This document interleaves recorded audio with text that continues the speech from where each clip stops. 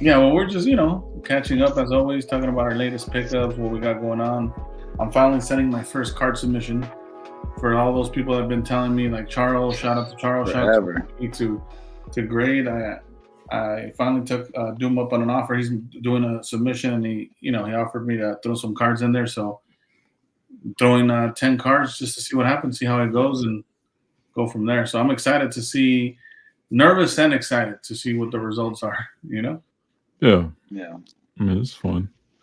It's Yeah. always fun. I mean, it's not fun paying the fees and then getting shit grades, but it's always fun to see if some of those are get tens. Yeah, It's the whole chase.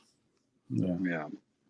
I'll No, be honest. definitely. And elusive, like for a long time, I know we busted his balls because he's like the last one to grade anything. And it's like, dude, like if elusive would have been early, and I get like the theory because obviously, like, we talked about that a lot a while back, but in the mission to pick up, like he was gathering and not like submitting. But if he would have submitted and like done both at the same time, uh, you could have flipped some pretty major cards, like at a high grade, because you ended up selling Yeah. them later, Yeah. But Yeah. food for thought, right? Yeah, I mean, what I get out of that is that I don't really know how to walk and chew bubblegum at the same time. So I got to learn how to multitask. Yeah, It's man. tough, man. But no, yeah, Yeah, crazy because you're in California. It's like right next to you. yeah, yeah. It's funny. Victor told me something hilarious that I was dwelling on when me and Sergio and him were on a call last night, and he goes, "Hold on, you're submitting cards with Doom. You're sending them to Dallas so he could send them back to Yeah, California." don't make sense. I was like, "Don't even worry about that. Why are you worried about it? Don't you got a protest to be at? What's going on?" No, Shout out to Vic. Doom's got the Kurt's car care. You know what I mean? Polish that shit up, fix the No, corner. Nah, I don't need that. I remember people who were super excited to buy that shit. yeah, they were super excited. I remember too. Yeah. I wish it worked out for them. I don't know if they did it. Well, it's crazy because in the sports, I have seen still people come up on feed that still use it on the sports cards market. So I guess it's like something that's normalized more so. I think PSA went on record to say something about specifically those type of products not too long ago that they were altering. So people are gonna gamble anyways, right? Like that's part of the game. That sucks for the people that started spraying that stuff all over their cards. Hopefully they got it graded and it passed through. Yeah. Like quick. Hopefully. Hey man, some of these cards, you gotta forget the grade. You just gotta look at the card. Some of these dudes be doing some wild shit to those cards. And they're not always the grade that you're buying. So we all know that though by now. Yeah, another one thing that was on my mind as well is that shout out to Michael Salzer, Cool Card Life. He put a little clip up that he actually got to pull one of the Jim Lee pack pulled autos from the '92 Impel X-Men set. And how many boxes have you seen those? People crack those and they never get an auto. So to see it being pulled, I thought that was special. So congrats to him. And speaking of him too, he is one of those people that's touched on that subject, and he was saying that he's a little liberal when it comes to like if there's a little soft corner, he might iron that out. You know what I mean? So it'd be cool to talk to him. I'll be asking him some questions, see if he got that kit. Yeah. Or, what his methods are. He's one of the sponsors. I know sponsored by Kurt's Car Care. He's got a YouTube channel, Cool Card Life, probably. Cool Card Life, yeah. And I think he's done videos like cross grading from BGS because he's one of the Beckett guys. BGS to PSA. Sometimes it works out. I think sometimes it didn't work out. So yeah, people want to check that out for sure. That's always like a conversation, right? The whole like BGS, PSA. Well, on that note, he is like what Doom said. He is known as the BGS guy. But what I like about people in general, regardless of what they go for, is like their consistency. Like he's been consistent about BGS. There's a lot of people that were promoting SGC, and then all of a sudden, they're not grading with SGC no more. You know what I mean? Yeah. You know who you are. Yeah. So yeah. We had that moment in Marvel for sure. We're having a fun episode, Sergio. My bad. Hey, shout out Vic. You know who you are. Wow. I didn't say any names. Shout out Vic though. We talked about it. We talked about it last night. Shout out to the homie Vic. Yeah. You wasn't the only one. Shout out to all the UFC collectors who came into the Marvel card game. Oh, that's right. Shout out to Brian. Shout out to Brian too. Shout out to Brian. Yeah. Speaking of Brian, I got a little scare for him. You know what I mean? Like for a second, his account was gonzo, and I was like, "Whoa!" He ghosted out. And then he's back. He's back. It seems like something happened with his account. I guess he broke some community guidelines, whatever those are. Oh wow. Yeah. Maybe watch out. I don't know. I don't know what he did. Yeah. What is he up to though? Getting over here banned. Oh, you never know what Brian's up to. You know. Brian doesn't know what Brian's up to. Yeah, he keeps secrets from him. You know what I mean? Yeah. Well, that's awesome, though, man. Yeah, but it's been cool. I've been catching up recently with a lot of people offline, like that I haven't spoken to in a while. Brian being one of them. I had a good conversation with Ken. Shout out VP. I had a conversation recently with Manu. Just like shout out Manu. Yeah. No. I had a back and forth 3 a.m. Conversation after X-Men episode because I was awake. I don't think you two are you guys following the X-Men episodes? I'm barely about to watch. I'm not marathoning. I'm like midway episode 4. I can't watch. Like I could watch it. Like I'm enjoying it, but it's like if something else is going on, or like I'm looking at something, I just kind of get distracted. I'll cut off. But I am in episode 4. It's dope, bro. Once you get episode 5, I'm about to binge watch it tomorrow, most likely. Episode 5. People watching they know what's up. Yeah, me. I was up to like 2:00 just trying to stay awake and watch it, and I saw Justin put in a video. I think it was with Merle. Was it Merle cards? Yeah, the guy slabs with great curator dude. Yeah, he did a video and Justin showed the jumbo cut, and I had to shoot Manu a message like, dog, you were wrong about these. You know what I mean? Yeah, these are dope. And Manu, he don't let stuff go. He's like, wait, I never said they were dope. We had a whole back and forth though. But it was fun. Yeah. I mean, these conversations are interesting. Like all of a sudden, I have like 4 voice memos. Oh wow! Like, Manu, if you notice, he just gave it away though. He used the exhaustion method. He exhausted you over a long period of time in order to, get the W. Oh no! Next day, I woke up and I responded. Yeah, we had a good conversation. Shout out to Manu. Yeah. Yeah. It was good. It was good. What about you, Sergio? What are you talking about? The big the bigger like splash page cut? Yeah. Yeah, they're getting real creative out there. With the super creative. Look, I understand. Like his whole thing was like, Upper Deck license it. Now it costs money. Like you can just go rip a page from a book. Listen, I've been saying it forever now. You guys keep buying the comic cuts. I'm like, bro, you could have bought that comic a couple times over. You know what I mean? Yeah. Just saying. But I don't know. Like I told him, look, man, you can buy a raw book. You can buy a graded one, right? Yeah. You buy a graded one. It's for value. It's to value and fake rarity, right? I guess you can technically say it's 100%. 100%. Same with comic cuts and. Yeah, I can go get a book and cut it up, but it ain't worth shit, right? If it's from Upper Deck, it's got some money in it. So. On that, that's true though. That is 100% true, because I know. Again, I don't want to put anybody down or put any names for real, but there's a lot of whatnotters that be selling custom cards. You know what I mean? Oh yeah, no, it's a market for it. Yeah, man. I'm personally not into custom cards again because it's kind of like what Doom just said. It's like it's not, officially licensed.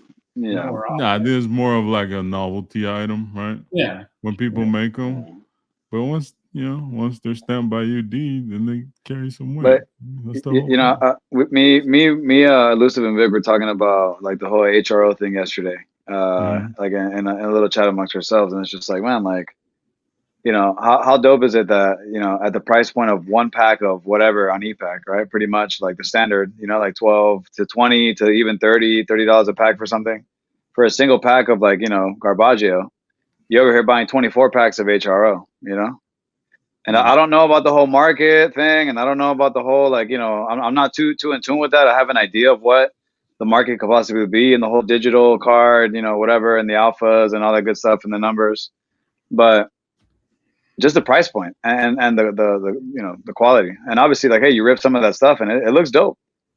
Yeah, I think some of that stuff is pretty dope. I think you get a lot of value if you're looking to rip. That's what you're looking to. You know what I mean? Like, and Marvel's just going that way. Like they're everything more expensive, everything, like, and things are getting expensive for sure. Yeah, and they're just producing like too much of it. And unfortunately, to be honest, too, it's like a lot of what's going up is the wrong things that shouldn't be going up. There's some that should, and they're going, and we see it in the comps. Well, I like this because the whole should and shouldn't thing. By who? I mean, who says it should and who shouldn't, right? Like, I think that's an ongoing debate. What I've seen in the Discord. I think it was like, it reminds me of the conversation I had with Retrospects, right? Like, to me, that comes to answer that question that you're saying, like, says who? Says time. Time is the only person that's going to be able to tell that. So it's like, you place your bets now, we won't be able to know right now. Exactly. But maybe in like 5 years out, we could see. And a lot of people aren't looking for later. They're looking for now because they're going to make their money now, right? Like, best believe a lot of people trying to flip right now, right? And they flip. It's the whole game, right? We get new product, we flip it, get into better pieces or whatever we like best, right? Or, oh, hey, I'm going to get this $20 platinum blaster. Guess what? I hit an out of 5, hit a one-on-one. Right now, you can go cash out, get a bullshit character, get like $1,500, $2,000 for it. Go put that money on a blue PMG 2013. It's plenty of them going for under 500, dog.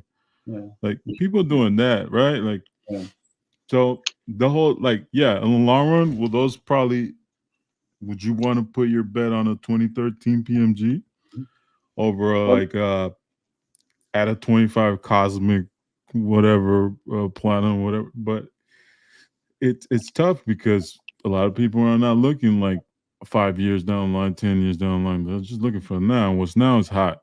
And same thing going back to packs on ePack. They get open because as much as I love the HRO stuff, you can pay $40 for a box of 24 packs. A lot of those quote unquote hits are on eBay for $2, right? If you spend the same amount of money, $40 on just packs of anime, it's like what, $7 a pack. You get like 3-4 packs, you might hit something that's worth $200. So there's you're gambling for the chance to triple up, quadruple your money, right?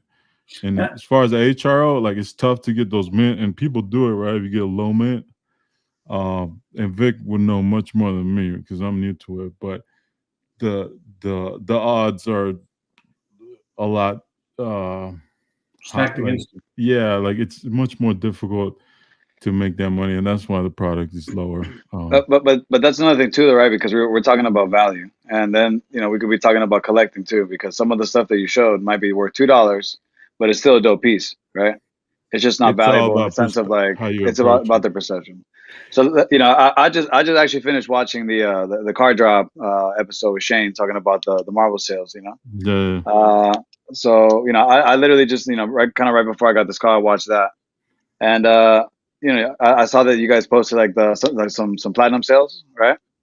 Platinum right, it's the latest product. It's hot. It's moving right now. So what I would like to see, right? Because when some other people used to do sales and stuff and show the top 10s and all that good stuff, right?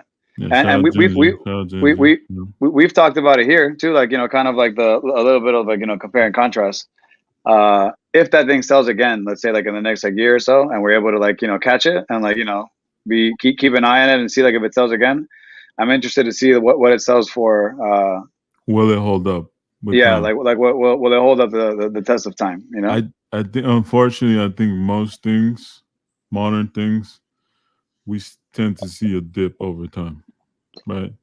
But even like a 2013 PMG, it's down what 60%. Like everything's been down from the peak where it was, right? Yeah, but PMG I would say is a bad example because we know that market got to where it got It was for heavily specced on. Yeah, it was yeah. just And I pumped mean, and and whatever. look, anything worthwhile takes time. I mean, even your boy Shane, he knows this. What is Shane stockpiling on? Is he stockpiling on platinum? No, he's stockpiling on one of ones and a lot of MCU cards, right? Like that's what he's specking on. Yeah, That's what he. Shane's always been MCU 101s. There you go. But it's not a popular thing, right? Like that wasn't popular for a long time. Although you But do, he's, at least but I'm saying, I see it more often now. Yeah, but yeah, I'm just saying he's placing his bet, and I've had conversation with him before, and he's thinking 10, 20 years out. that's So the to your thing. point, It's there about is the people. perspective and approach. Yeah, most people are collecting for the now and flipping for the now, but there is people like Shane, people like LaMonica, people like a lot of people we know in the hobby that have been not trying to sell, I and mean, even to their own detriment. LaMonica. I Shout mean, out to LaMonica. Mhm. The shit he's still holding that he probably was tempted to move. Mhm. It's a lot of PMGs, a lot of Justco stuff too. Even that, like we've seen tier 4 cards that were probably what $500-$400 for tier 4 is now going for under $200, under 150. Again, and that's not every card set though. Like Flareums out of 30, Peach Momoko auto Flareums like Psylocke, and those probably are up from what Yeah, I used to see them. Like, yeah. The last Thanos out of 30 auto, I did think I believe did 180 or 170 on bids, which yeah, is not crazy, but I mean that's a good amount if you think about what other stuff is going for 170 right now. yeah. mm. And that's So the fun part about it. Like people like to play the game, what they're after and what they're moving, and place their bets. Right, a lot of people like to grab stuff they think is going to go up. and by the way, that's what these moments are that shake the market for the hobby we're in. Because if you think about it, right now that mostly everything is down, people are like you said getting to place their bets and coming in at good price points, what they consider to be good price points, and every time the market does that, right, where certain things get too high and then there's a correction. Think about it. Every time there's a correction, what we're really doing is fine tuning the prices. Yeah, You know, and again, that's why I mentioned that as time goes by, like the market's going to speak for itself. Like we're going to keep seeing what keeps retaining value, and we see it now. I mean, you guys did the top 10 sales. If you do like, for example, if you did the top 100 sales, last 100 sales, as far as like from high price to low price, you could start counting what cards are from what sets. You know what I mean? It's not too hard. what sets hold up? Yeah, Yeah, correct. it's yeah, Yeah. it's interesting. Even though a lot of time I personally don't pay attention, I do pay attention to things I'm interested in or I'm going after. Right, like some of these lately, right? Some of these periodics. Um, and that's how I track it, the it prices for things that are interesting like that.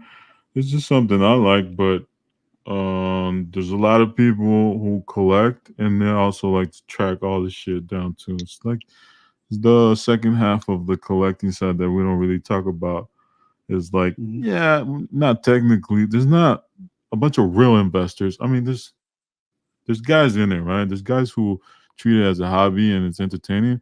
But a lot of people like to place their little bets here and there, like, oh, let me corner the market on this, let me corner the market on that. Um, Mhm. I don't understand. Like lately, there's been like these fearfulness of like investors. To me, it's so tiring. It's like we've had this conversation every year. Like how many times are investors good or bad for the hobby? Shit, is it gonna pop up, right? I'm sure in the comics, it's always a discussion. But I even saw it for like I forget. I think Jim Mint, the statue guy, the guy who collects statues, was talking also about uh, investors in comic books and like graded keys and stuff. It's like I don't know. I don't know what's on. I don't know if it's the eclipse. I don't know what's going on that people got talking. Bringing up that conversation again. But it's man. I look at it. I'm confused. Like I thought we already went through this. Yeah. Like how many people again, actively in the hobby don't flip? Few, if any. Few. Yeah. Like, yeah. So are they? Is but it also again, necessary? we always talk about this too, right? With everything, or at least I bring it up. It's like degrees. Yeah, everybody flips to a certain extent, but like at what frequency? Like how many cards are you selling a week versus the guy who's just selling to trade up his collection naturally, Well, what are the reasons why people sell? Usually they need the money. Mm-hmm. 2, they're moving into something else that they're bored of, whatever. So they're just transferring items for new items. Usually the money's going back into collectibles, which is a good thing. Yeah. And the third one would be it's a business. You're just making money. That's your whole end point. Some people feed their families with it, right? Like for a lot of people, they've done it and they've been open about it. Like I at least appreciate that part, right? Whenever we talked and you were doing a bunch, just 100%, I'm a flip because I'm gonna make my money this way. I respect that over people who tell me, "Hey, I'm a collector," da da da, and then they still try to stick me up. What are you doing? Like, come on. Well, you just described a wolf in sheep's clothing. You know what I mean? Bro, plenty of people in the hobby have done it, right? Throughout, I've been here 3 years and I've seen so many cycles of people doing it. Who are we fooling, right? Like, so again, the whole conversation is up, and it's a sensitive topic right now. But like, at the end of the day, it's part of the whole experience of the hobby. You need money coming in and out. You need breakers to break. You need collectors to collect and keep their shit, and be interested in new shit. And it's a whole ecosystem. So, but isn't that what some of some of these people that have been doing it for a long time in the hobby like wanted, right? Like they wanted to bring in new people, right? New people, new money. That's what you wanted, Well, you attracted a few people, right? If you want growth too, like this was gonna happen with growth, right? It gets more popular, gets more people curious, and I'm gonna call it now, because I obviously as the hobby grows, like we're talking about like micro, right? We're talking about like 1 year, 2 year, 3 year. In 4, 5, 6 years, man, of people posting and like channels and content and stuff like this, you're gonna have more investors or more money. And I foresee, and this is just my guess, right? Because I could see it like starting, if these conversations are coming up again, and it's happening. There's gonna be new money coming in that's bigger money than the money that's already in it. You know what I mean? Like there's gonna be people that are buying these OAs for way more than what things are going for. These past couple of releases of card sets and original art and all that stuff, right? Like that stuff is going up in value. Well, that's the hope, right? Like that's the hope. But it doesn't go to zero because that's the other possibility, right? Everything just Yeah. I mean, the 08 again. We'll not to touch too much on the 08 thing, but I will say that I remember even one thing we always talk about is we were picking up these cards at this or that. But nobody was talking about what 08 was going for on the early days either. They were rare when you would come across a nice 08, but it was relatively cheap compared to some of these prices that people are asking for nowadays. Like I remember, this Doom. Like I had a preliminary for the Juice Gold 92 Marvel Masterpiece Spidey and Venom card. I had almost had the Fatal Attractions artwork from Bob Larkin, the pencil sketch. Right. There was some funny stuff going on there, but my point was like both those pieces I was able to pick up for around $500. Like that's to me that's a good price. Like for something as iconic, maybe they were on the cheap side. Some people would consider that too cheap, and that's why there was a correction. Right time, right place. Like, eBay. You rarely see that type of stuff on eBay now. Yeah, exactly. So now, obviously, people are going to pay more. There's more demand. My thing is, how much more are you willing to pay? To me, again, it always comes down to like, right? Like, no one talks about this again, but it's like, okay, cool. Speaking of Manu always got some slick to say, right? Like, I remember one time I brought up, if you have $100,000 budget, do you buy an Ultimate Fallout 4 Newsstand Edition, or do you buy a super high grade or as high grade as you can for 6 figures for FF5 or excuse me, Amazing Fantasy 15, right? And his answer was, well, why can't you have both? I'm like, no, Manu, you got to choose one. You know what I mean? This one. That's the politician winning. But like, I just want to know which one would you pick? And that's my point being that once you get to certain numbers, I understand that there's people that got it like that they don't even have to even think about that. But I'm talking about those that do.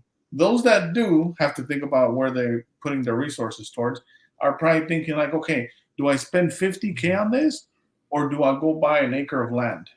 Or do I go do this? Like to shout out Arthur, Collection Kings. So, he had a famous quote with us. Those that know, but you guys are collect cards and collect houses. Like, yeah. So again, look, everybody has their own. But I guess my point is, if me as a collector, which I would categorize myself on the lower end collector, if I can accept the reality of this, and I know that I'm priced out of a lot of things I would love to have. Yeah. It's not like my eyes are blind and I can't see all the dope shit out there, right? I wish I could have all that shit in front of me in stacks. Like, we all see the same thing. And just because someone owns it doesn't mean like, oh, they know the value, that's why they own it. Nah, bitch. Also, I ain't got that money, dog. Like, I got a certain amount of money I could put in here. Like, can't own all that shit. On that point too, man, it's like that is a frustration sometimes for me. There's a perception for everybody. I understand, our lives are private. We make videos or whatnot. But for those that don't know, like, I'm not balling out of control. You know what I mean? No. These moves I'm making are just. If I was, a lot of motherfuckers would hate us because I would be hoarding all the dope shit from you. 100%. Like, people are worried, and bro, like, don't let me win the lottery. You know what I mean? Don't let me win. Because I will frustrate your ass. I'll take all your shit. You're quitting. But look, I can accept it down here. Some of y'all that got collections up here, dog, like, if I accept it, I'm going to expect you to accept it. No. And that's the frustrating part, because I keep seeing things here and there. But, shout out to everyone. I think the clips got the people, and certain conversations are getting ahead. A combination, the eclipse. There's a lot of vaccines going on. Could be a lot of things. Yeah, well, I mean, like, or a combination. Get into that combination of things. Yeah. Oh yeah, we don't want. Oh shit! Wrong. Again, if you guys want to hear that podcast, Patreon, hit up Elusive and Sarjo. They have their own. They'll give you that podcast for sure. Yeah, but look, you got to get creative. Like, these are some things I always liked from back in the day. They were priced at a point where I didn't really want to go in. And it's not like they're dirt cheap, but yeah, like you had a bunch of them, right? So you gotta get creative with things, and you trade up, and you move on from things, and it is what it is. Like, I wish people would stop getting hanged up on investor talk. Like, bro, if you would spend that amount of time thinking about like what you can go find, or like. Also, like, getting priced out of things makes us get creative. Hey, let me go look at Batman stuff. Let me go look at Ninja Turtle stuff. Let me go look at this. That's how we found James. DBZ.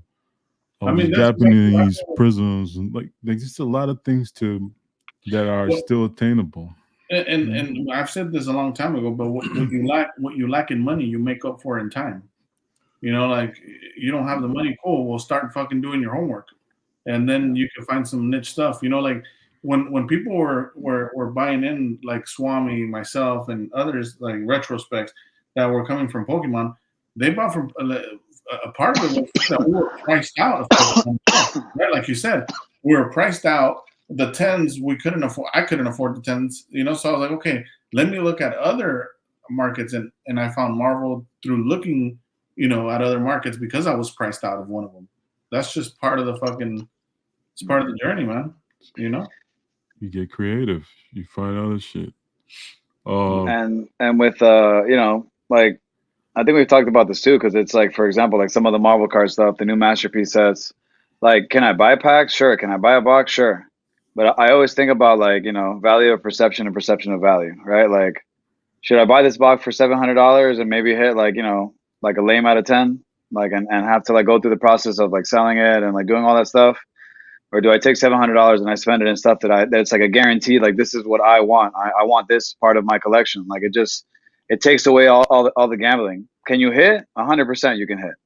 The chances of you hitting, I mean, it was very slim. And to be honest, things like that, like again, none of us really open boxes that much. So when I had the masterpiece experience, there were 500 boxes. I opened 2 of them. I don't think I'm ever gonna do that again, right? Like it's just. Hey, but hey, listen, he hit though. He can't even talk because he hit like twice. You know. Well, hey, and think about that. That's I got lucky. He got lucky, you know. But it proves this point more because imagine if he's feeling that way and he hit. Imagine if he didn't hit. It's the thing, like 500 a box. No way I'm touching that. It could be my favorite shit. For me, I'm just priced out. Like I'd rather get those 500 and put into something that I know for a fact I'm gonna be able to get, like a sketch, a book, a bunch of things, a bunch of comics, just whatever. I'm never going into something like that. So I do agree. There's like the price point is affecting people to approach certain things, but then that's why things like platinum are popular. Yeah. It's $150, $200 a box, but people are opening a bunch of blasters, 20 a pop. And then some people are making money, and some people like, I'll buy 5 of these. It's $100, and I get 5 shots at 1 of ones. Let's just go. You get a number card, you get enough back. You won't make your money back. The majority of people aren't making their money back, but you get that itch to like gamble at lower stakes than cracking open a masterpiece box, which is like what, $790 right now, $800. I mean, also look, but those people that want to gamble, they could, you could also go buy some scratchers. You know what I mean? And you probably have some of the same odds that winning. You go buy some loose packs on ePack for $7. People do that too. Oh, yeah. I don't blame. Like, yeah, go ahead, go throw $50 on ePack. Yeah. You might make your money back. You might double up. You might be stuck with a bunch of cards that ain't worth shit too. So I would only say, and we all know this, but for those that don't, like the bad thing about ePack is that if you have any kind of an addictive personality, that's a dangerous place for people. But the hobby is a dangerous place if you have addictive personality. Yeah, for sure. It's just that's the instant thing, right? It goes back to what you're saying. People don't want to wait. So it's designed like a casino. Yeah, just yeah. People be careful out there, but and there's people out there that are going to facilitate those transactions for you. You know what I mean? Like they're going to rip a box for you. Yeah. So yeah, I mean, you know, like I said, man, and you know, I know we say this shit a lot, dude, but you know, I always try to tell people, you know, check out people's pages and see what they have. Ask them how they obtain these things, and I guarantee you that, you know, a lot of these people that have like the nicer stuff, they didn't pack pull this stuff. You know what I mean? They bought it. And for all those, like, I bought 1 pack and hit this, I bought 2 packs and hit that. 99% of the guys, I don't believe you, dog. Cool story, bro, but I don't believe you. No way. Yeah. Some things are coincidental, though. You know, there's been some coincidental things that have happened in the hobby. My first ePack, I hit a sketch with 500. It happens. Mm. Never happen again. Yeah, I've never had an experience on EPAC. You know what I mean? But I always live vicariously through you guys with the EPAC stuff. I just see it. Sometimes It's fun, but I know me. Going back to that, you know, I might be clicking on that button a little too much, trying to chase. You know, I don't see elusive chasing an EPAC. I don't know, You man. know, I don't see I don't see you I pulling mean, it. he's just He now he getting he, he 10 cars no he graded. It took him 3 years to decide on that. he knows the lesson, and he knows that the chance of you hitting it is. I mean, it's there. It's just like slim, bro. You know. Yeah. So, What do you but guys? then again, like it's you know, even with stuff like that, like you know, I don't know. Again, not too deep into the whole like you know Marvel '89 Fleer or whatever. I know it was like a buzz when it came out, and then Platinum took over, right? Like pretty standard like storyline, right? It's gonna happen over and over. You know, rinse, wash, repeat, and you know, where's that stuff at? Does anybody know? Where's the market value on this? Throwbacks? Yeah, It's you know, it moves here and there. the number stuff's the holding value. The low number stuff, the Some purple of stuff, it, some some of of it. it. I'm sure a lot of it's down, but It probably will until it reaches like the right person. Then it's just gonna sit. You know what I mean? Like yeah. maybe somebody bought high like at first, like when they first bought in, thinking it's gonna be like you know the next best thing, and you know. It's crazy. Listen, I Some see some of people these love people it. do the EPEC stuff, and like you know, I see them like you know creating colors and stuff like that. I'm like, bro, you are wild, bro, and you have a lot of time in your hands to be like collecting colors and possibly trading and doing all these things to I mean, listen, it honestly, it does suck though because it, it kind of like if you hit an achievement, right? Like, and you hit something that's only like an EPAC achievement, whatever, it should hold some kind of value, but it just doesn't, you know? Like some characters, some colors, sure, but like in reality, bro, like, you know, if you submitted 10 of the one and then 10 of those to create the other, bro, that there should be a little bit of value in that, you know? Some people just don't care about it, you know? Yeah. And that sucks. I mean, I in some senses for the people that you know try to collect the colors and combine them and create these new you know color matches and all that good stuff because it's like, dude, just doesn't hit. You know what I mean? Like for something like Marvel Platinum, like it'd be kind of tough because there's so many parallels, right? Like there's a bunch of colors to do that. So you know, yeah, it's just it's in a you know the Marvel card hobby's in a weird space. You know, interestingly enough, when I saw you rip the HRO, I thought it was cool. I thought the foil looked good. You It know. was fun. It was really You fun. know, it's a good price point. Again, like you might not hit, and you guys know this too. Like, yeah, I have a couple of, you know, number stuff, whatever. But I'm, you know, doesn't mean I'm not a fan of like some base stuff. And we've talked about this. Like, doesn't mean some of the art is bad. You know, like we all have our favorite base cards. You know, that are Yeah. that are relatively cheap and whatever. And like, hey, some of those favorite base cards, we try to find those cards in a high grade. You know, because either it's rare or just not very common. And you know those are cool to collect, but you know I wish people like again there was like an introductory you know hey before you like go buy all this new stuff check this out over here you know what I mean there's some other stuff going on and you know I think in a few years I mean shit like if the older stuff that some of the stuff we have now the 2013 stuff the older like you know like the number stuff the Rittenhouse stuff if that's like you know not getting so much love now where do you guys see that in the next like 5 years like the Rittenhouse number stuff diamonds like the more rare you know like out of fives the purples like where do you guys see that stuff in the next five compared to like some of the modern like if you had to like cross match that like 5 years from now platinum's going to be where if platinum's over here you know what I mean and this stuff was like pretty premier stuff like where is it in 5 years from now is it same level ish like is it higher than that like and again like you know who Yeah. creates that value the market right like people paying for this stuff The people decide at the end. It's tough. I think it's impossible to really predict where it's going. Yeah. It's unknown. That's what also makes it exciting. No. You think there's a chance that some of that Rittenhouse stuff or like the number stuff just kind of drops and just people just don't care about it anymore? Yeah, There's a chance. 100%, and there's a chance it goes up. I think that's with anything in the Marvel card because it's so small the space, right? At least right now. Yeah. But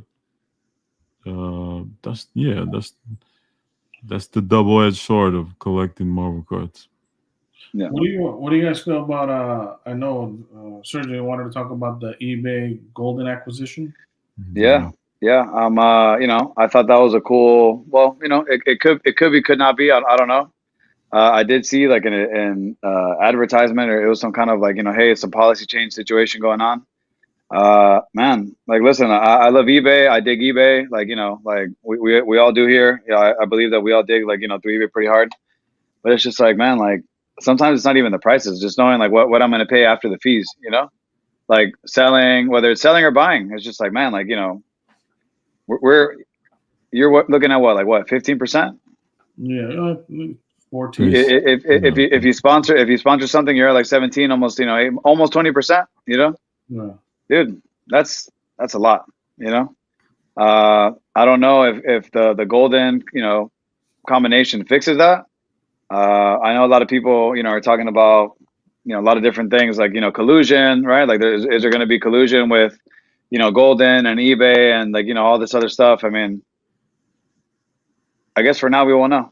You know what I mean? Like, I hope that it heads in the right direction, and I hope that it actually helps collectors collect, right? Because, you know, I know, like, you know, I know a few people that have even told me, like, hey, like, it's just getting too expensive, you know?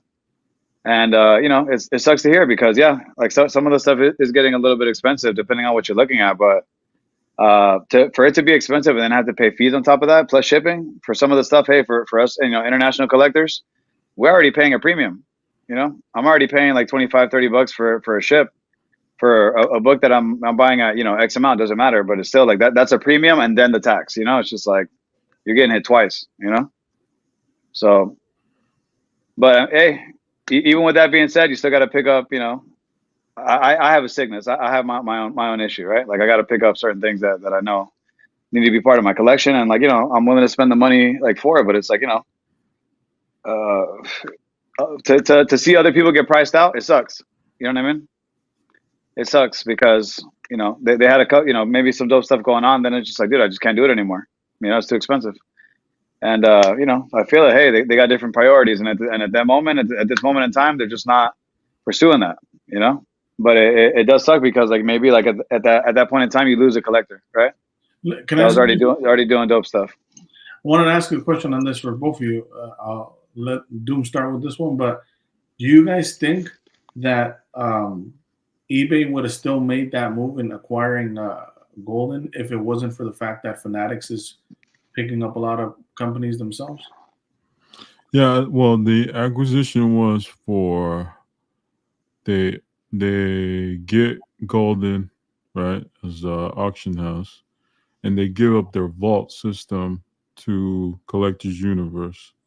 So the eBay vault is now going to be PSA's vault, which they had their own vault system. So it's basically like they're trading their own assets. Like, so PSA is now going to be the vaulting go-to for anything on eBay and PSA, and again linked to Golden too, right? You go, so you can grade something, it goes directly to your vault, and you can automatically post it on eBay now in Golden without having to have it shipped back to you. As soon as the grades pop, boom, you can list it. Yeah, they're trying to expedite. It looks like they're trying to Expedite. expedite the process as much as possible. They're trying to make it like, yeah, as quick as they can. That's like a sports card, you know, like kind of move, you know, because well, a lot of what I feel powers these auction houses and stuff is sports card sales, you know, memorabilia, collectibles, you Yeah, know, 100%. sports in general is where a lot of this big money stuff is. You know, obviously Golden is known for having, you know, some of these rare items, and you know, I think, yeah, I mean, maybe in that sense it does help collectors. Like, hey, open a box, ship it in, grade it, boom, snap, sell it. And you know, that's going to become a thing, something to look out for, especially like I know it happens in the Pokemon market too, right? For first to market, first to, you know, to bring that stuff on. So, which means people are gonna have to be quick and moving shit if your whole game plan is break the modern stuff, get it graded first, and then move it for the highest. yeah, It gives you, yeah, it's gonna be more competitive because a lot of people are gonna be able to post right away. I do think they're doing these moves because of Fanatics pressure. I know Fanatics even announced like Fanatic Events, which is like a comic con style event for sports cars, right? Where they're gonna have, I believe, if I'm getting right, I think I watched a little bit of Neil's video where they're gonna have like celebrities show up to events, and they're gonna make it like a 3-day, like a mega con type of thing, right? Um, but it also gets Collectors Universe to move. Like, you can't say there is a conflict of interest anymore. Their auction house that they had apart is now with eBay, so now you're square, right? I'm more interested in how the Golden auction house is gonna coexist with eBay. Are we gonna be able to bid on Golden stuff through eBay now? They might be able to do it like where it's ComC, right? Like stuff that is ComC is still ran on auction on eBay. Right. And have you guys noticed? I don't know if you guys got the update on your phone, but the UI gave a little update the other day, right, on eBay. Did you guys get the update? I don't know. I didn't It looks a little different on my end. Like when you click on my eBay and stuff, I got an update the other day. I remember hitting the update button on my phone, and the UI, like the way it's presented, like your purchases, your watch list, all that stuff is now kind of categorized. So I don't know. Again, hopefully it's in a good direction. I personally love eBay. I just don't love the fees. The fees, bro. We're getting slayed. You know what I mean? Like, I don't see that going down. I guess I'm just gonna assume the fees are gonna go up. Yeah. Now there'd be buyer premiums and shit added onto possibly. I don't know. I don't know, man. Because look, what these guys, because these guys are legit huge companies, right? That have a lot of backing. Like in any other market, these commission rates aren't that high. Look at real estate. No one keeps 15% of your fucking money because you sold a house. You know what I mean? Like same thing in the stock market. No one keeps 15% of your gains that did the picking of the stocks for you or whatever. So I think it's because again it's an unregulated market is why they're able to get away with fleecing us, really. Because we're the ones selling and buying. They're just facilitating that. It's almost like they're the comic book shop, right? And we're meeting up there to do a trade, and they want 15% because we did a trade in their comic book store. Bro, it's like when we were growing up, we went to GameStop. Yeah. Oh, you don't like your game? Oh, you want to trade it in? Yeah, let me give you $5 for it. Yeah. Hey, you want to play the game? That's where you got to go, right? Like if you're trying to get as many customers as possible, you can go try to sell Mercari. They killed all the seller fees. Yeah. Right, but the audience isn't there, so you got to. Yeah, so that's why I understand we're paying paying the premium for the access to their audience for sure, but there's also a limit again, and it shouldn't be no 15%. It's too much money in collectibles for people to stop using it, though. It's too much money. Yeah, don't be saying all that, but I get it. That's still reality, right? Hey, you're still gonna go buy that book you're looking for, right? Which one? Yeah, I'm gonna buy that book. Just any book, right? Like you're still gonna go get that. Yeah, you still gonna sell your card that you want to sell because you want to go buy this. Yeah, all right. Well, here, pay me my 15 and keep it moving. That's what they're doing. Hey, look, that's what they're saying. The most interesting thing for me, Golden. Are all Golden sales now showing up on Terapeak on eBay? Do we finally get to see the comps all in one place? More important even than that to me is, do we see more or less show bidding? That too. And are they gonna treat Golden like PWCC has PWCC auctions and then the Premier auctions? Which is that gonna be the Golden tab on eBay? I don't know. It's gonna be interesting. It'd be interesting to see. It'd be interesting to see. It'd be interesting to see things that don't normally pop up in Golden's eBays to now be like popping up in Golden's, auctions, and see how they perform. A lot of people choose eBay. A lot of especially like in our hobby, there's a lot of like inner collecting and trading. Like it kind of happens like behind the scenes, or in a chat room or in some kind of group. So yeah, I mean we'll see what happens. Honestly, like I hope it's good for collectors, and I hope that it opens up like new avenues of things that pop up and that we see, and it creates a bigger market. again, could be detrimental to us as collectors since we collect what is considered like a small hobby. But who knows, man? Well, only time will tell. Hopefully, it's a positive. And I mean, shit. I feel like if you gave us a little tax cut, I feel like we need a little tax cut on the eBay. We got a little tax cut, You want a little Biden check? What's going on? Little Biden check, Okay. Can I apply for one of those? Can we write up a petition? Yeah. We need to bring down the taxation without representation over on the. But look, one thing before I forget, I was gonna just going back to the golden and all that. I think one of the biggest issues too that you guys know, especially you guys that are in the know with the Marvel stuff, is the reason it hasn't grown a little bit more, even if it's an extra 10%. I'm talking about again just our market, is because a lot of these sales for the nice stuff are always behind the scenes for the most part. They never. That's what people don't understand. Going back to that 15%, all these collectors, they're not trying to pay that 15%, right? Like I sold my one Star Wars card recently. I put it up on eBay, but I didn't sell it through eBay. It ended up not working out there. And everybody's trying to do private deals. So the only issue I see with private deals is that there's no comp set that are public. So that's the problem, right? Like then you offer a card on eBay and people are like, oh, well, the last one did so and so. Yeah, but little do you know that between that comp you're giving me, there was 5 private comps that you don't know about, or 2 private comps that you don't know about that are way higher. Yeah. And now you got to take my word for it because you're not in the know, and that's where it gets tricky. That's in any collectible market. Things happen privately. It's the nature of the hobby. Even look at I know like a couple of people mentioned that a couple days ago with the whole the whole scamming situation, right? The NWCC or whatever, like people scamming, all that good stuff. I mean, you got to be careful with that stuff too. I don't think it happens very often, but it does happen, and when it does happen in these groups, you kind of get called out on it for sure. You get blocked. Everyone knows like who you are. They're fucking scamming people out there, and so there's that side of it as well. But hopefully you find like some trustworthy. Listen, I believe there's some trustworthy people. I believe that. I mean, there's people that I've paid on friends and family that I don't know them from Adam, and guess what? I got my product, right? Like I got what I paid for, and for now everything's been hunky dory. Knock on a little wood here, but again, why does it happen? In avoidance to do the eBay on both ends. It's not just the buyer; it's the seller too.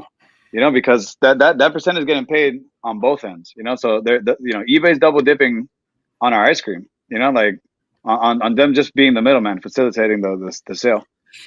And then like it's weird because you go to a place like a Mercari and it's like, okay, hey, let me charge you like $500 for like a $30 book, and you're just like, bro, like come on, But since the sales system and the comp system and all that stuff isn't interbuilt, you can't really look that stuff from Mercari.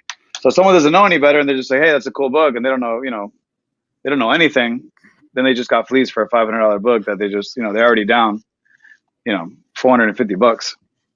So there's a benefit to eBay too, right? A lot of times private deals can go bad quick.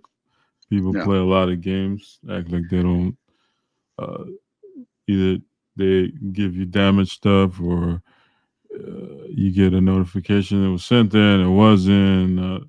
Just money that's tied up through Zero or whatever, and you can't get it back. So, look, man, it's as far as a collector, or if you just participate in the hobby, I'm just assuming when I go into it, I'm gonna pay a tax for whatever using this system.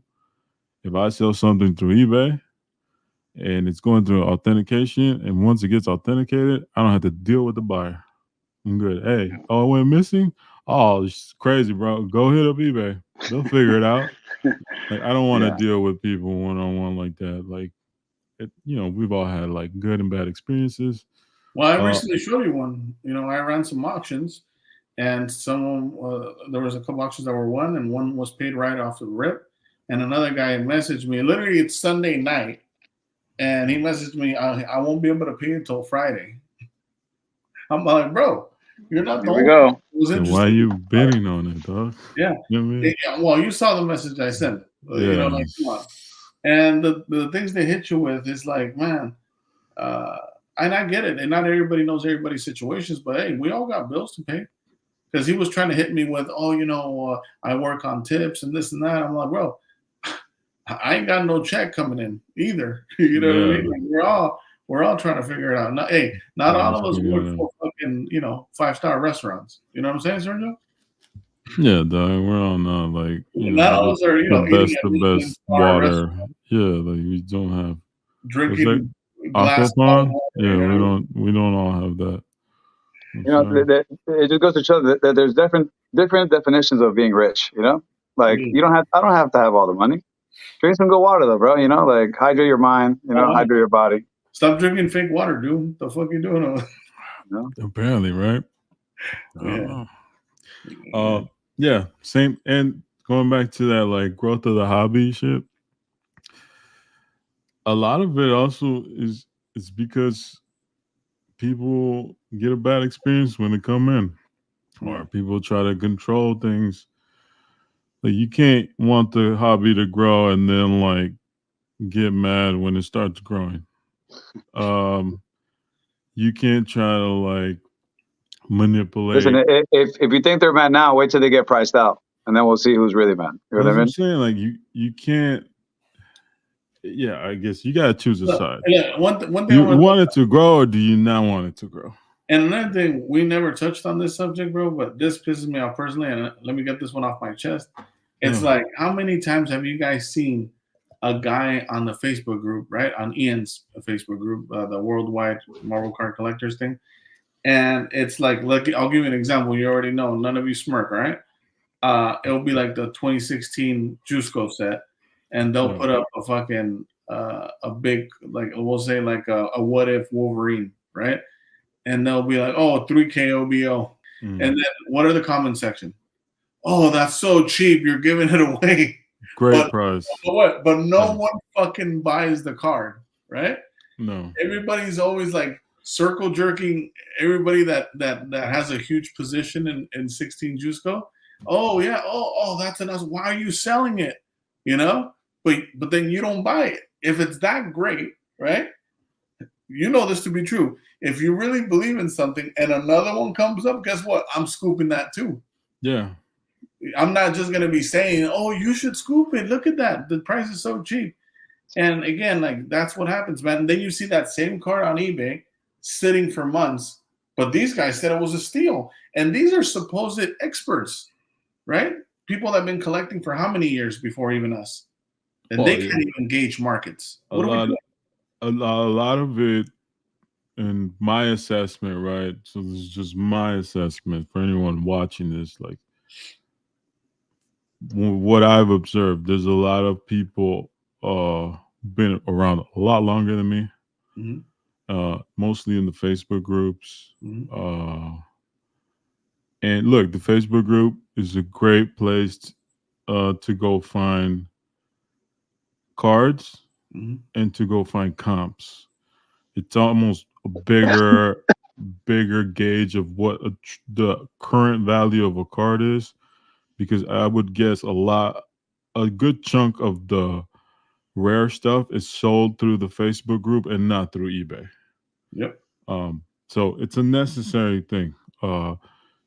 MCCW, I think there's a Marvel Cards Facebook group, which I'm not in there, but I've heard a lot of good things about it. Then you have other Facebook groups where you can just chill. Like shout out to Nathan Hobby Hangout. We're just chilling there. True. It's people post stuff, but it's really just for us to hang out and show our stuff, and it's multiple things. But specifically MCCW, like of course there's a reason why there's over 6,000 people in there. But my assessment from it is a lot of people know all this knowledge. They know all these sets. They're very passionate about it, and it's connected to their identity, right? They are the experts of this and that. There's an error card guy. There's a guy for any set, but X-Men, Clear Ultra Spider-Man. There's a guy, the guy that bought up 70% of the e-pack of Clear Ultra X-Men 2018. Like, there's a lot of people who have a good chunk of the market on certain things. and they want to protect their thing. I get it. They want to protect their car, so when it goes up for sale, hey, it's a great price. Yeah, someone new coming into it. But again, on that They're point, not gonna follow your advice. They're gonna go. I can look with my eyes, and guess what? That's not it for me. So I'm gonna go pump this money in here. exactly. Oh, why are cards inflated? Why is this marketed? Oh, platinum, this one. Happened to Spider-Man metal. You know what I did? What I do? I step back. I'm like, yo. I thought there was a hierarchy. I was completely wrong. Guess who decided? The people did. They love Spider-Man metal. All right, cool. I'm not gonna be a sour person and just ruin everyone's day. I'll step away for a couple months. Y'all have fun. I'm over here looking at Ninja Turtles and Batman. I'll check back. Yeah. Come back in. Oh, they were going for $700 a box. Now they're down back to $300. Okay, cool. Well, people had their fun. I hope they love those cards, right? A lot of people did. A lot of people still love that set. We don't dictate things, and if the hobby grows, you can't dictate things. The people are going to decide what it is. But on that point you made earlier about like, you know, they're trying to protect their bag, in other words, of what they have, and they'll make that nice comment, right? Like, oh, the price is so low. The easiest way to see through that is if it was that low, you don't have to mention it because it gets snap bought, right? Like, exactly. and the people that know. I'll give you a good example, man. Like, we talked about this behind the scenes, but that Uncle Scrooge one I picked up. Go look at that bid history, right? Go look at that bid history, and it's hella obvious that there was only 2 people that understood the true worth of that piece. Right. Because we separate from the other people that were bidding, right? No, we didn't need someone to tell me, hey, this is a really cheap price. I understood that. And, you know, and the other person that was going against me understood that as well. Yeah. And does this for a living. You know what I mean? Yeah. Like, they understand what the worth of it was. So again, the things that are worth it, no one needs to talk about them, because as soon as they're up, boom, guess what? You put that gold carnage up that never comes up, it gets snap bought in 6 hours. I don't need to tell you that it's a good card. Another one that's like 75th gold border surfer. Yeah. They get snatched up. Yeah, and no one below saying, a certain price. Yeah. Mm-hmm. They're gone, bro. There's a reason why. There's a reason why Brohan is selling a lot of his collection away, but guess what? He's not selling. He's not selling that gold border, and he's not selling his diamonds. Like, same for me. I moved some things. I've been wanting a Mystique 75th gold border for the longest. I can't find one. We'll get you one, dog. If someone wants to make my day, make me happy, please hook me up with one. I'll pay you for it. But I can't find one because what? People who have it don't want to let it go. Yeah. Look, I don't get mad at that part. I get it. Look, here's what I don't get mad at. No, I don't get mad. Like, if it happens, it happens. If it doesn't, it doesn't. No, but what I'm saying is what you just said. Like, I don't get mad at the people holding, because this is the way I see it, right? Like, to simplify it even more, if it's when you start playing a Monopoly game, everybody knows what the best properties are, and no one gets mad at why everybody's trying to land on Boardwalk and snatch that property up. You know, I would say in this hobby, it's a lot of nice places around you can park your money in. That's what I'm saying. Yeah, and most of those guys are trading back and forth things. Oh, yeah. And well, you know this, right? We all know this in here. Sometimes, and there's times where you have nice stuff and you enjoy what you got, but then you outgrow it, or you're like, okay, I'm ready to try something else or whatever, and you know, then you trade it. That's okay too. But at least you got to enjoy it, and it got out of your system more than anything, right?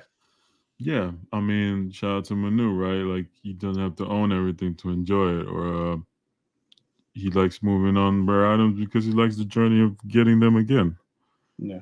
Same thing. I don't have any. I don't believe I have anything from 2013 Fleur Retro. Yeah. Which is probably the one people spec on the most. I might have an Intimidation Nation. Yeah, I do. But like PNGs, I moved the Jambalaya, I moved a lot of those things. I don't really have much. Like, most of my stuff is just the Doom from beginning stuff, like stuff that no one else cares about much. I mean, this. Some would say, shout out Obi, that you shouldn't really be at Doom Card, right? They Yeah, say of that you should be course. at Card. By now, it's like a running joke. Like, oh, you got any Doom cards? Yeah. And yeah, I mean, I don't have as many as maybe people think. I have a couple sketches. I have a couple here and there, but I don't have a lot of them. I got the right ones though. Yeah, For exactly. me. You melted down all your gold and you got to 24 carats. For me, right? The way, and I love a lot of this new stuff. Like Sergio says, like a lot of this new stuff come and goes. I love a lot of it. I just, damn, bro, I've had the best of the best. And like, also, you gotta, again, we talk about it all the time. People probably bored. Like, you just gotta know what you're into and what you like and what you want to keep. And if you're doing some investing, hey, put your money on the right horse. Don't get caught holding L's. Mm-hmm. And sometimes a lot of these people who start saying a bunch of negative things, hey, maybe they took a lot of L's. I don't know where that frustration is coming from. Like, I empathize with a lot of people in the hobby. Clearly, like, we're passionate about it. I don't want anyone to take an L, but it happens. If you're gonna choose a horse and you're gonna play the game, you better choose the right one. And if you lose, I don't want to hear about it, dog. Can you keep that to yourself? Like, let's talk about the fun shit. Yeah. We get caught up in all this negative shit. Like, yeah, bro. Yeah. Honestly, it makes me want to, like, all right, I'm not paying attention to the Marvel car hobby for this week. Let me just step out. Hey, here goes the comic books. You know what? I don't. Oh yeah, foreigns. These are fire. You know what I mean? Like, what are we doing? Like, preserve your energy and use it for something else. Stop getting just take trapped in all the negativity. Like, take your L and move on. You got to take it on the chin sometimes. Like, hey, we talk a lot. We all do, right? We mention a lot of things on the podcast, but you guys know behind the scenes, I take L's on things too, but I don't be crying about them. You guys know because I tell you what I bought it at, and you know what I'm selling it at, and I'm not like, oh my God, I'm not bitter about it. I'm not. It's like, dude, it's part of the game. I see it as, hey, someone else is gonna enjoy what I once enjoyed, and it frees up something so I could go, snatch up some dooms from fucking Sergio over here. You know what I mean? And look, I do empathize with people. I know there's like a whole one-of-one market is going crazy right now. Shout out to the homie Miles. He's one of the best collectors I know. Like, people love their character and trying to get the full rainbow. He's having a bit of a tough time trying to get some of that stuff. Like, man, look, if it happens, it happens. If it doesn't, it doesn't. And it sucks when those people get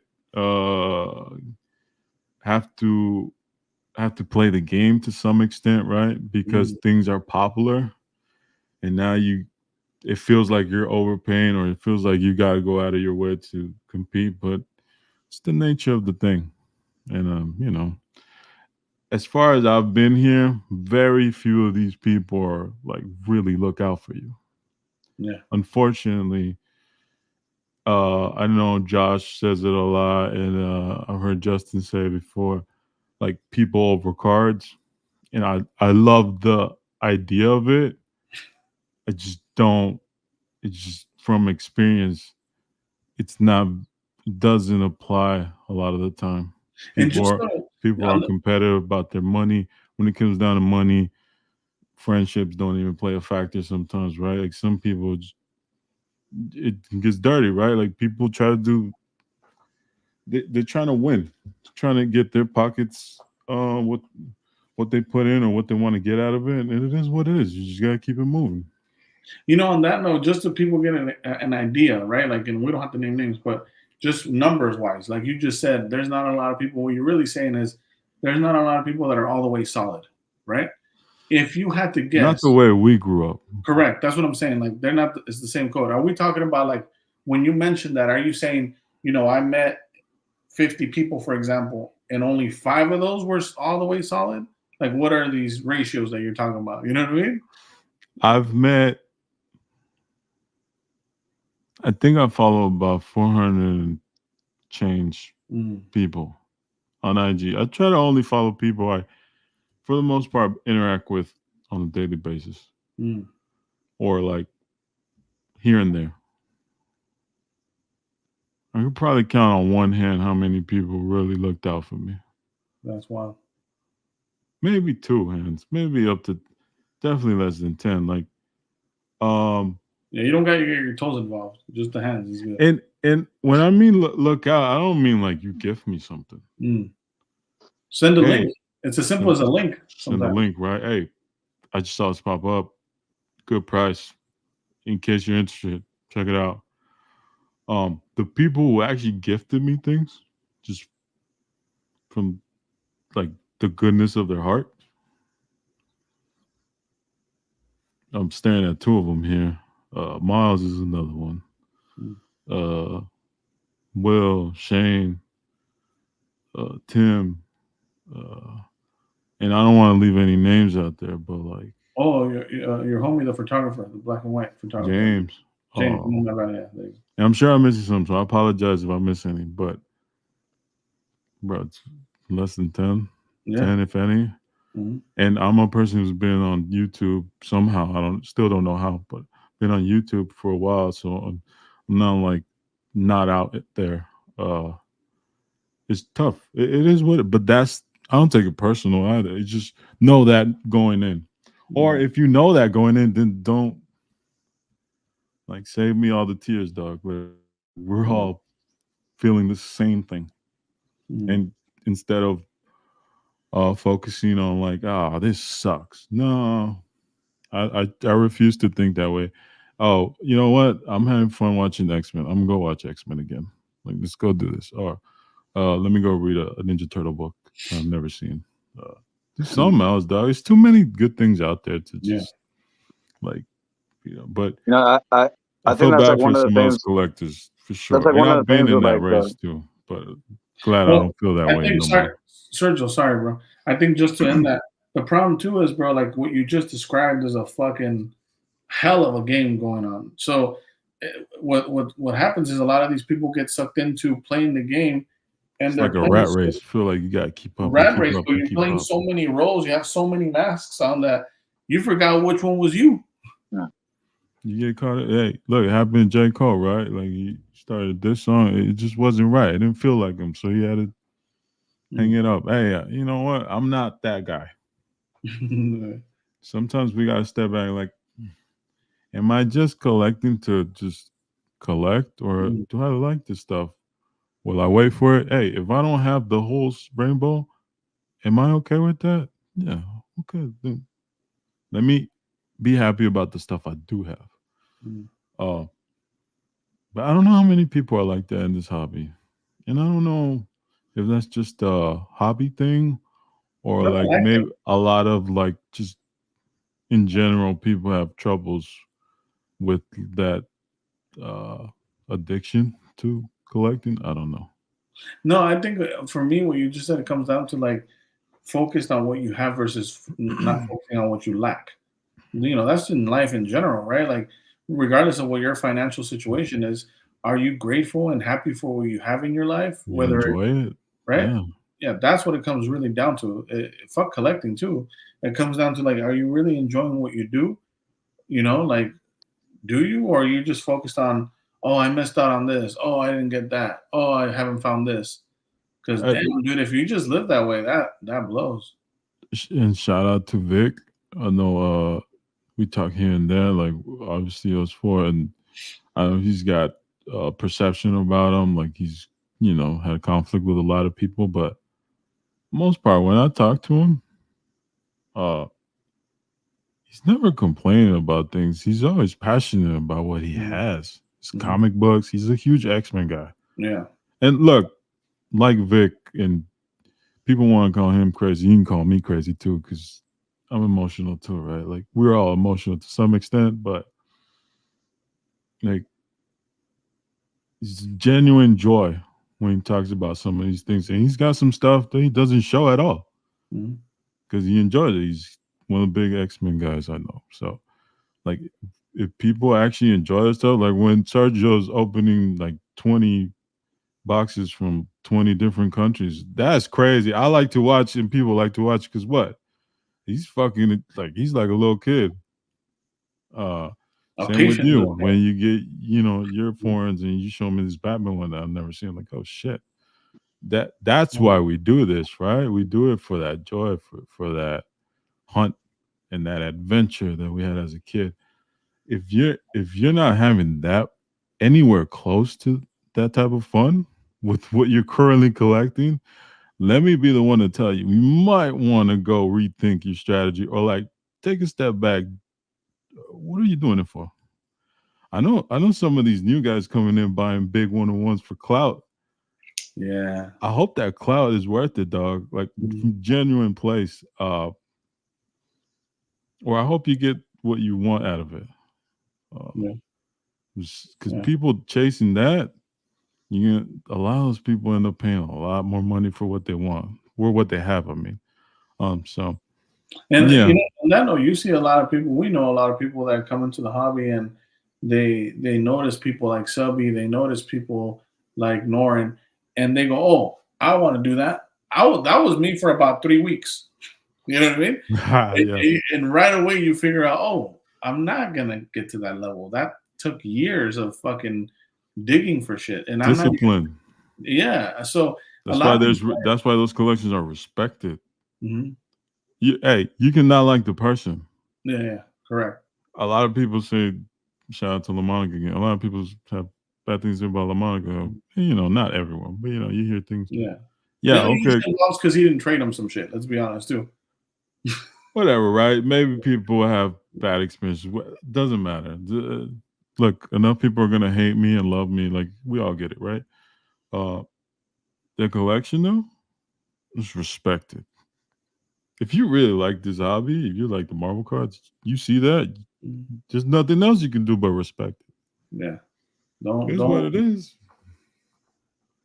Yeah. That guy was cracking cases while he was at war. In Afghanistan. This was crazy, you know what I mean? And he still got them.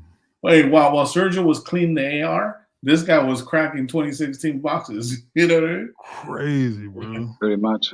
That's Salute crazy. I'm never gonna hate that guy. Now that we're almost an hour and a half in, let's start some of the shout outs on this point. No, shout out Brian, Amazing Spider guy, right?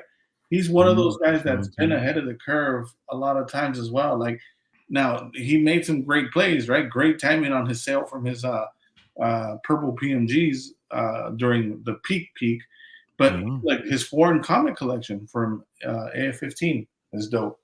He's into Japanese toys. He's get everything. Yeah. And that's a guy that doesn't really, and he's a photographer, and he don't really post that much anymore. He's just enjoying his hobby, doing it his way, picks up what he wants. He's, regardless of the bankroll though, one of the things we still share in common is you still got to set up those blue dots and wait. Because this ain't Best Buy. You can have the money. You can't just go at the cart. You're gonna have to wait a little bit for some of these things, So absolutely, yeah. I wanna give a quick shout out because we talked about gifting and sending that link. I'll be honest with you. I've connected with a lot of people in the hobby in the last 3 years. Not many people have sent me links, and that's okay.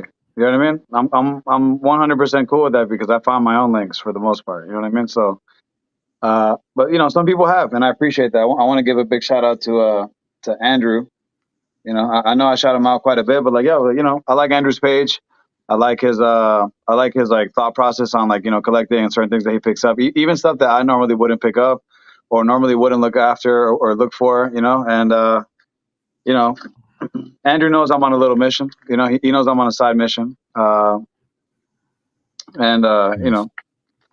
Soon, actually, shout out to the homies, but the GoPro is here. Just gotta set it up. Hey, tough grade that's coming. We're gonna do some unboxing. By myself with the homies. Whatever it is. But again, I know Elusive has pushed me too for a long time. Make some shit. And I honestly didn't. For a long time, I didn't know what to make. Right? I was like, I'm not gonna go start another Marvel card channel because there's too many of you guys. You know what I mean? Like, there's already people doing that. There's different avenues of information to get it from. You got the OGs, you got the new wave. We'll see how that goes. Obviously, I've been liking the card drop stuff. You guys have been dropping like 10 little 10-minute videos, and I like that. Some of these other channels, they post, and it's hey, maybe we're talking smack because we're at an hour and 20. But some of the other channels, when you talk about just like masterpiece for 2 hours, I'm not trying to see that, bro. You know what I mean? And that's kind of what veered me away from digesting Marvel card content like that. You know what I mean? Like, it's not that I don't want to see it. Like, there's certain things, but there's just like a limit. Just like a limit. Just like if I watch X-Men '97 for like an hour and a half, there's like a limit of like TV time that I'm just like, all right, I need to go, my brain needs to go do some other function.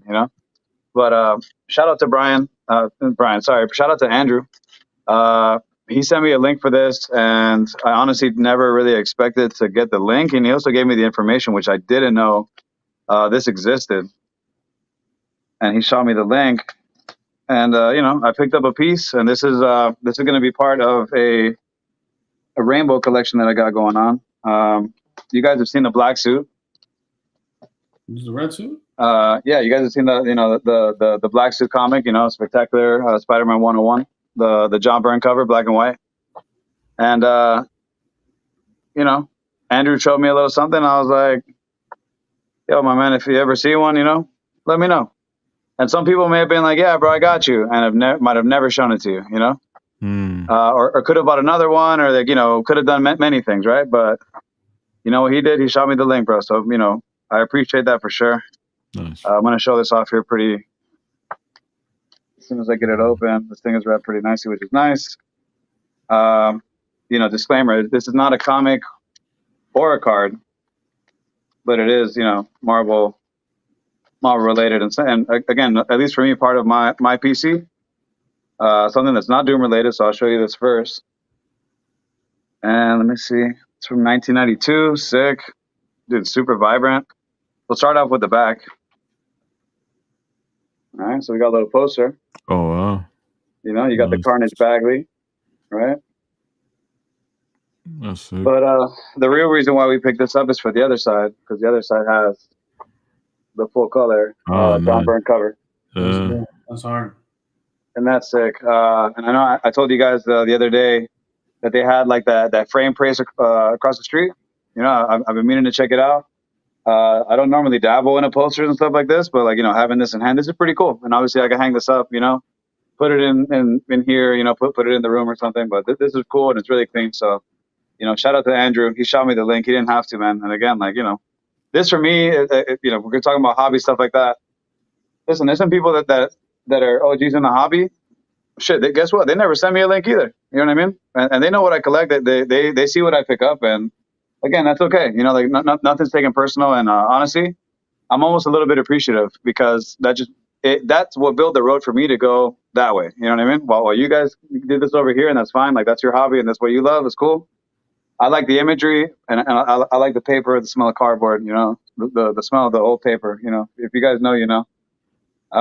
Shout out to Andrew too on this one, because actually, Andrew sent me the link for this too. So shout out to him as well. I know he just randomly one night, he's like, yo, I don't know if you've seen this, and I had, but they were either like really torn up or like a little beat up. So I'll showcase this right now. There's another piece that's coming in that's actually pretty dope, that's gonna make the trio. And I usually don't show my trios before. I post them, but for the sake of the screen, and obviously being here with the homies, I'll show this off real quick. So this is from Italy, Provolinas, Linus, but I love that. little Snoopy.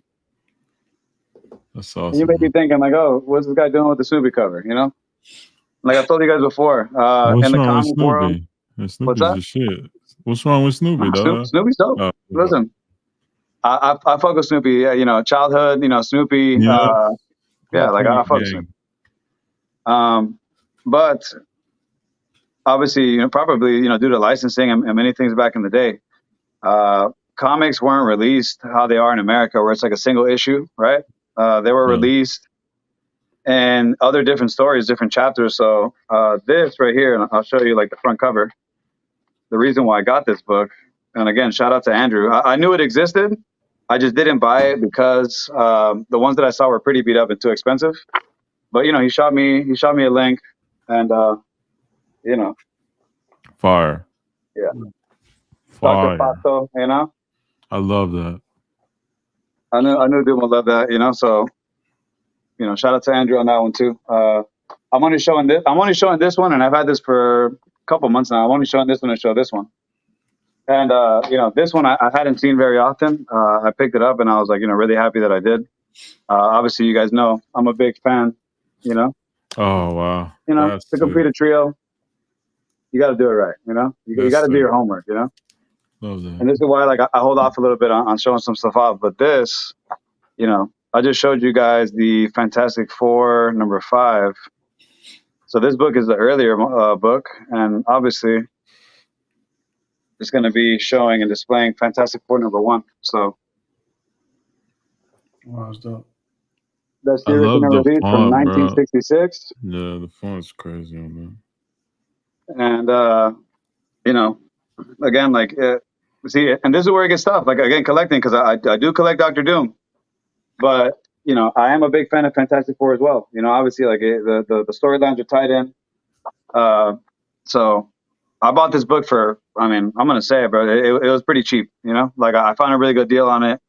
It's one of those things where I feel like collectors don't really know what they have sometimes. You know what I mean? Or like a seller, like in a foreign country, doesn't really know what they have. I also bought something else that I'm probably not going to show today. I showed Elusive. There's a couple of production pieces from some film festival in France. I'll give you that hint.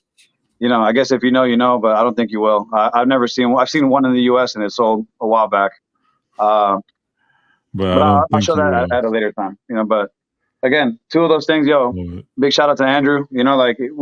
And the dope thing about Andrew, look, we don't even have conversations every day. It's just like, hey, I might post something, he might like something. I might, it's not like a everyday, situation. But again, just even the fact that he might see something and be like, yo, send that link, dude, I appreciate that. And on that note, before we move on from Andrew, anybody that would like to see Andrew do Cards and Coffee with me, please comment.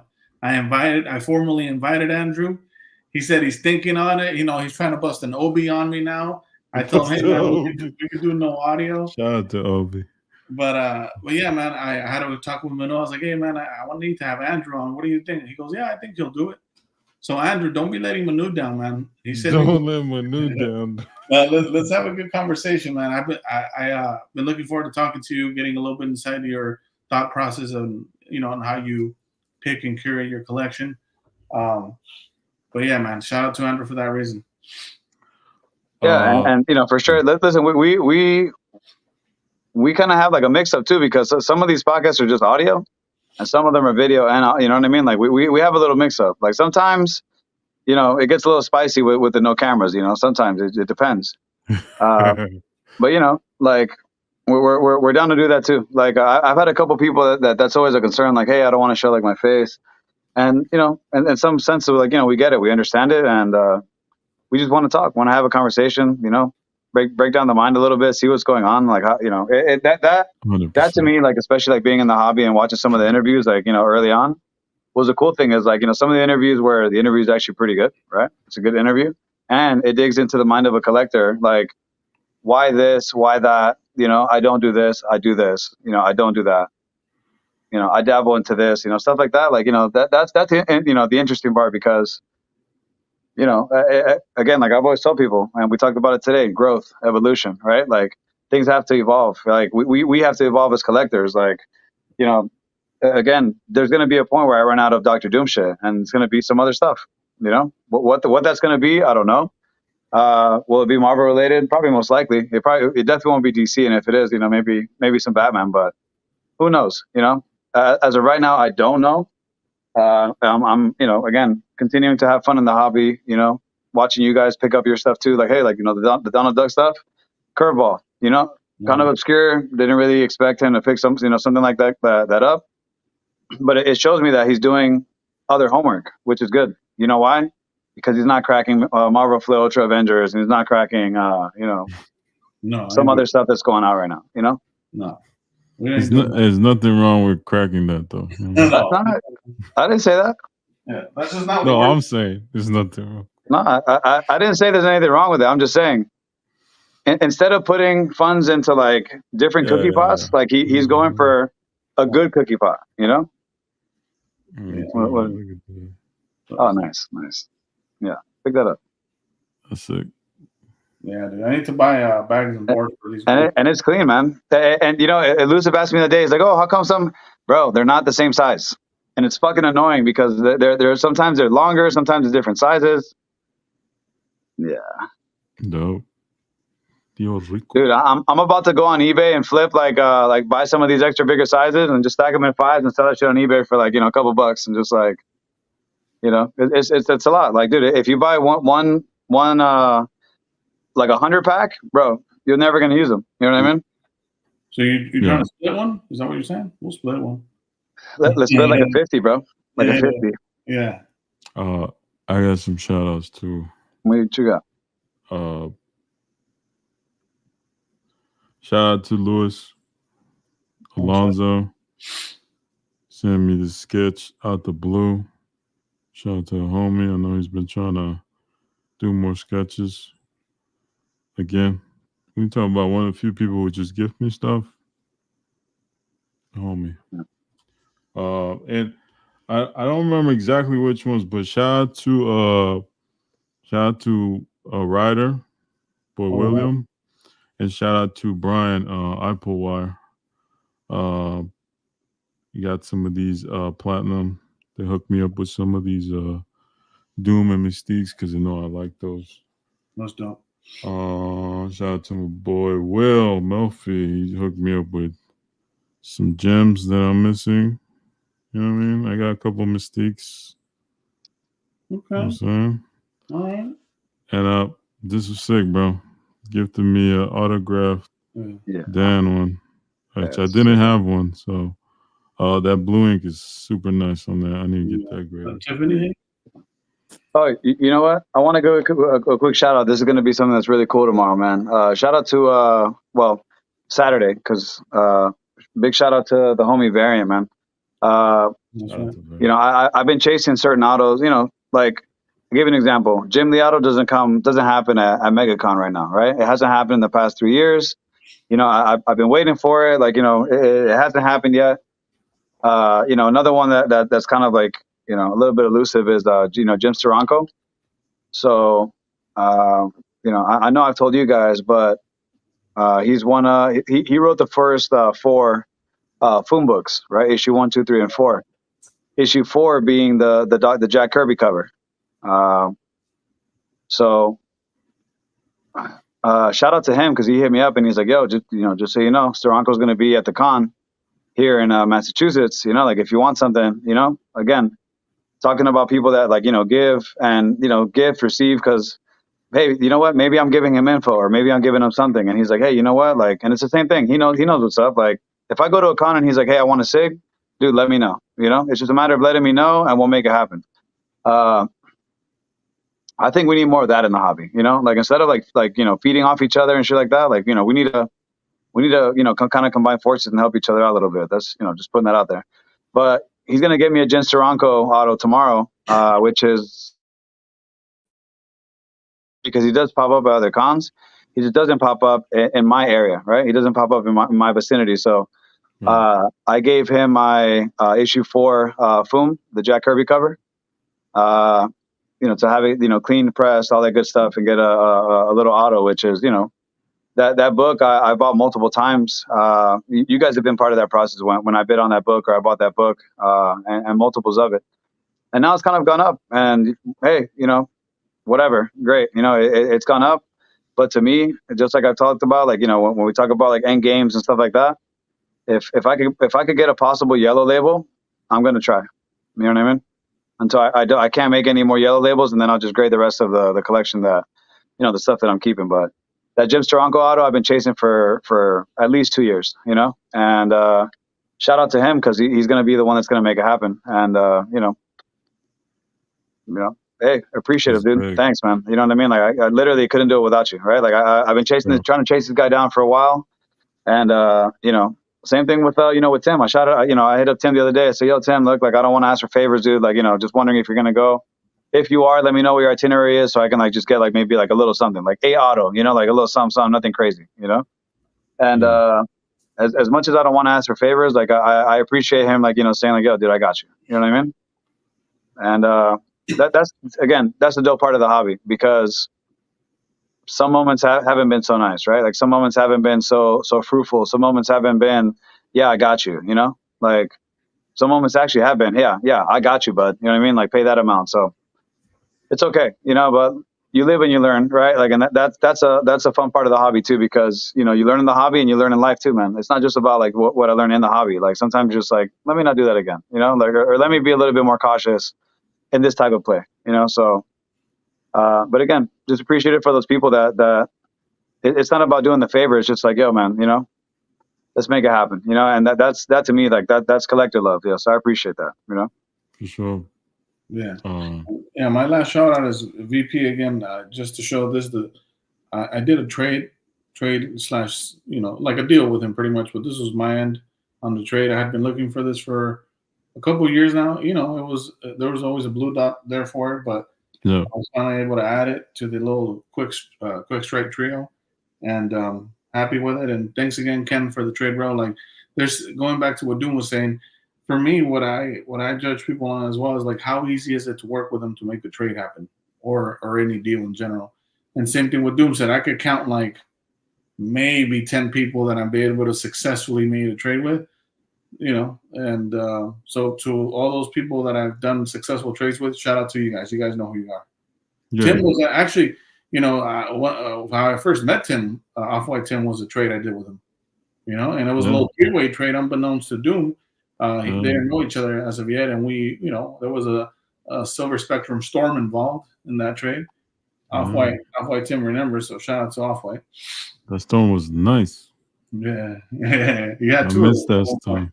Yeah, the storm was nice. I had some good storms. I had Jim Lee storm. Yeah, that was a crazy one. Good times, man. Yeah. Doom switches up his females. You know what I mean? He likes to switch up the females. He's like Baskin Robbins with collecting his girls. A little bit of Rose, a little Mystique, a little Storm. Yeah, it's mostly X-Men. People, watch that X-Men show. Trust me, Manu.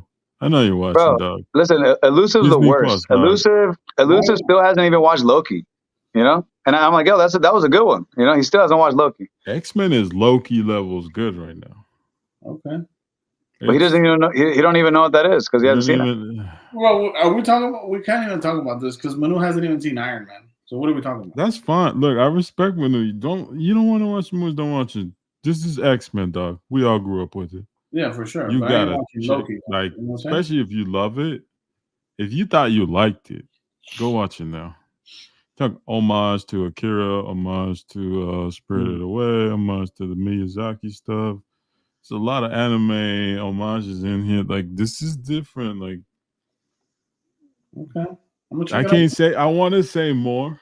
Yeah, don't. But I can't. Yeah, I appreciate you. And right when you think someone's like, oh, they're doing so and so dirty, they flip it around, though. Okay. I am excited about that because I've said that shit in a podcast a couple months back. I'm like, bro, X-Men, Marvel needs to come back with the animated stuff, and I thought it would be a hit, and it's obviously it is a hit. I don't know if it's the nostalgia, right? Like if it's the cartoon effect, which is what I wanted, right? Like I wanted them to bring back the vibe, that feel, and they have. But it's definitely modern. This is like anime mixed with cartoon, like. Yeah. Hey, on that note, do you guys have any updates on when that the Bruce Timm Batman series is coming back? I'm waiting. It's supposed to be this year. Okay. That and supposedly the Spider-Man animated show. They've been thinking about bringing that back. Well, again, X-Men planted the seed, and now they're going to remake everything, right? They're going to remake. I'll give it a shot, I guess. Like, I never watched the card. Look, I'm not going to hate. I'm gonna give it a shot. Yeah, I didn't watch the OG. I don't care to watch the OG. I'll start. You should watch the OG. You should give it a shot. You should give that a shot. Maybe I think. Talk to me next week. Maybe like you got to Hey, remind me. I'm gonna end it with an anti shout out. Actually, hold on. Oh, anti shout outs. Here you go. I can't look. I was trying to be nice the whole episode, man. You know who asked me any anti shout outs? First thing to ask me. Guess what it is? Who? Shane. Always interested if there's anti shout outs. Shout out to Shane. Yeah, shout out to Shane, man. No, anti shout out, man. Retrospects. You know what I'm saying? Like we were sharing a couple pickups. You know what I'm saying? He kind of did me a little bit dirty, but nah, it's more like a jealousy. Yeah. I'm just giving him shit. He picked up a trunks that I have been looking for a minute. So shout out to the retro. Yeah, Doom saw a pick of it. It's a crazy. I was. Shout out to Swami. Swami showing some Goku stuff. You know what I mean? Y'all ain't the only DBZ boys. No. Some respect on Swami, dog. Yeah, he could. You could put respect on the Swami's Gokus. You know what I'm saying? Like I collect trunks and Vegeta. But anyway, what I was saying was on retrospection, and I was like, "Come on, dog, I'll talk nice to you." You know what I mean? I'm trying all the tactics. You know what I mean? But shout out to you, Retro. That was a great pickup. But he was nice enough to let me know if he ever moves it. I'm first in line. Yeah, that's what they all say. They all say the same thing. I mean, you're not lying. Dude, man, what happened, dude? Like, let me just explain really quick, dude. Sorry, bro. A lot of people say that. And well, see, that's why I'm documenting it. You see what I'm saying? Come on, Sergio, what are we doing? But you can't tell them to play, bro. Come on, like. I tell them to play. They still don't listen most of the time. You know what I mean? Like, come on. I do want to sign out with a little bit of advice that you guys didn't ask for, anyone watching. But just food for thought. Don't let people know your plays. Keep those close who really appreciate you and you know who it is. And how about you cherish those people? Stop fucking around with people who are going to do you dirty anyways. Just that. Hope everyone gets what they're looking for this shit. Well, that's some suspenseful ass shit. All right, man. No, I'll just in general, I had a lot of conversations with the homies this week. And, it's hunting season out there for a lot of these cards. So bro, like play it safe. Don't get caught up in the FOMO too. Stay woke. All right, FOMO. Peace. You guys have a good night.